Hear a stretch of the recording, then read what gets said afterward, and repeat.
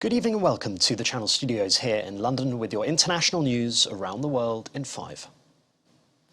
Russian forces have entered the north, south and east of Ukraine with reports of deaths at military bases and explosions near major cities.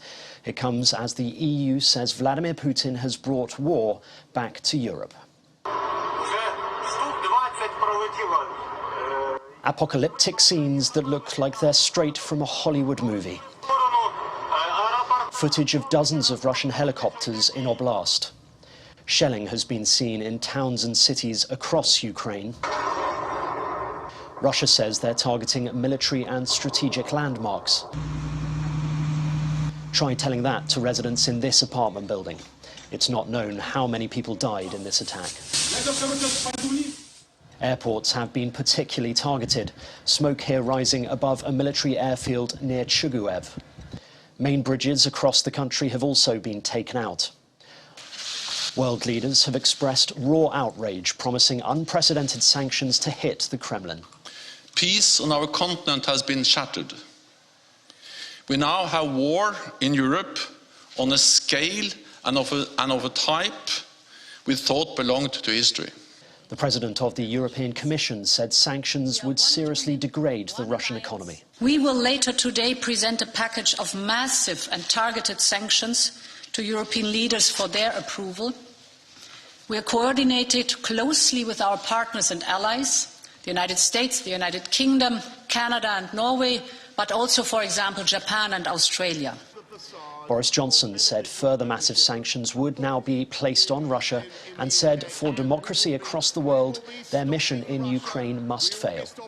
A vast invasion is underway, by land, by sea and by air. And this is not in the infamous phrase, some faraway country of which we know little. We have Ukrainian friends in this country, neighbours, co-workers. Ukraine is a country that for decades has enjoyed freedom and democracy and the right to choose its own destiny. Les événements de cette nuit sont un tournant. The French president, who had tried to broker a peace deal meeting President Putin just days ago, said the conflict would have far-reaching consequences for Europe. While Joe Biden released this statement saying the prayers of the entire world are with the people of Ukraine tonight as they suffer an unprovoked and unjustified attack by Russian military forces. In the skies, all airspace has been closed, not a single plane above the country now under attack from multiple directions. Here's surveillance footage showing military vehicles crossing Crimean border checkpoints. It's not known how many Ukrainian troops have been killed, but Russian equipment has been captured, such as this military helicopter.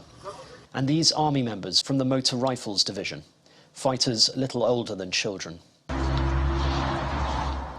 In Kharkiv, one of the cities to be targeted by shelling, hundreds of people queued around the block to donate blood. Others are fleeing their homeland. Gridlock on this motorway heading out of the capital, Kiev. Others fleeing across the border to Poland. I don't care about my own safety. I care about Ukraine. She has family. And Ukrainians. I'm of Ukrainian heritage, and to see this happening to the country is just devastating. I just can't believe someone could be so evil. Putin, stop war! Putin, stop war! Protests have been taking place around the world, here in Tokyo. Support freedom, support Ukraine! And hundreds turning out here in Berlin.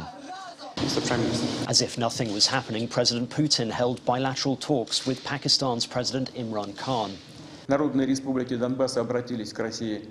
That came hours after he took to Russian TV. He said he had authorized what he called a special military operation in Ukraine's Donbass region and told the Ukrainian military to lay down their weapons and go home. The reason for his invasion? To demilitarize Ukraine and protect Russian-backed separatist areas of the Donbass.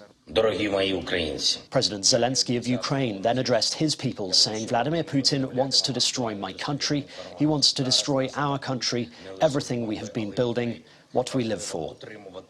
And it's ordinary people who will bear the brunt, innocent civilians caught up in a war far from their making.